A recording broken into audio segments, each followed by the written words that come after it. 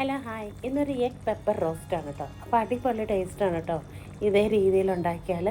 അപ്പോൾ അതിനായിട്ട് ഇതുപോലെ ഒരു പാൻ വെച്ചെടുത്തിട്ടുണ്ട്. ഒരല്പം വെളിച്ചെണ്ണ വെച്ചെടുക്കാം. ഇനിയിപ്പോൾ ഇതിലേക്ക് ഒരു മീഡിയം സൈസ് സവാള ചോപ്പറിൽ നല്ലപോലെ ചോപ്പ് ചെയ്തതാണ്. അതിലേക്കൊരു 3-4 പച്ചമുളകും കറിവേപ്പിലയും കൂടി ചേർത്ത് കൊടുത്തിട്ടുണ്ട്. എന്നിട്ട് നന്നായിട്ടൊന്ന് മിക്സാക്കി കൊടുക്കാം. പിന്നെ വേണ്ടത് ഇഞ്ചി വെളുത്തുള്ളി പേസ്റ്റ് അതോട് ചേർത്ത് കൊടുത്തിട്ടുണ്ട്. എന്നിട്ട് നന്നായിട്ട് വഴന്ന് വരണത്. ഇപ്പോൾ ഇതിലേക്ക് ഒരു മീഡിയം സൈസ് തക്കാളി അതും ചോപ്പറിൽ നല്ലപോലെ ചോപ്പ് ചെയ്തതാണ്.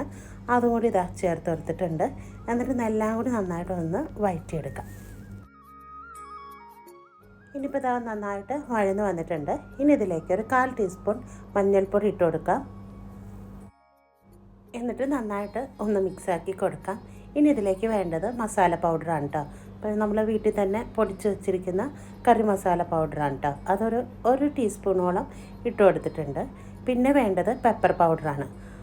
അതൊരു 1.5 ടീസ്പൂണോളം ഇട്ട് കൊടുക്കണം. കാരണം നമ്മൾ വേറെ പൊടികളൊന്നും ഇതിൽ ചേർക്കണില്ല.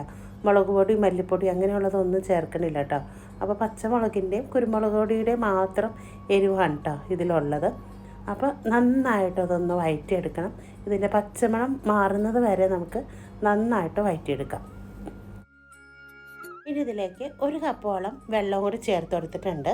അപ്പോൾ അതൊരു ലൈറ്റ് ചൂടുവെള്ളമാണ് കേട്ടോ ഞാൻ ചേർത്ത് കൊടുത്തത്. എന്നിട്ട് ഇനി നന്നായിട്ട് ഇത് തിളച്ച് വരണം. അപ്പോൾ ഇതിലേക്ക് ആവശ്യമായിട്ടുള്ള ഉപ്പും കൂടി ചേർത്ത് കൊടുക്കുന്നുണ്ട്.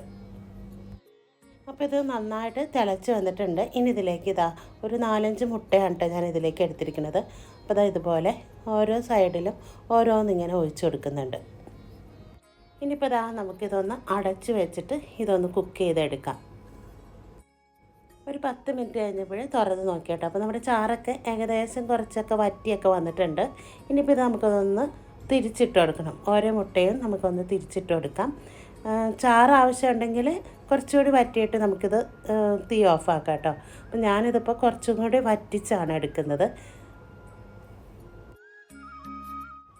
ഗ്രേവി ആവശ്യമുണ്ടെങ്കിൽ ഇതേ രീതിയിൽ തന്നെ എടുത്താൽ മതി കേട്ടോ. തീ അപ്പം തന്നെ നമുക്ക് ഓഫാക്കി എടുക്കാം. എനിക്ക് കുറച്ചിങ്ങനെ വറ്റിച്ചെടുക്കുന്ന രീതിയാണ് കേട്ടോ ഇഷ്ടം. അപ്പോൾ അടിപൊളി ടേസ്റ്റാണ്. പെപ്പറിൻ്റെ പച്ചമുളകിൻ്റെയൊക്കെ ഒരു സ്മെല്ലുണ്ടല്ലോ, അടിപൊളിയാണ് കേട്ടോ. അപ്പോൾ കാണുമ്പോൾ തന്നെ അറിയില്ലേ അടിപൊളിയാണെന്ന്. അപ്പം നല്ല ഒരു വിഭവമായിട്ട് വരുന്നത് വരെ എല്ലാവർക്കും ബൈ.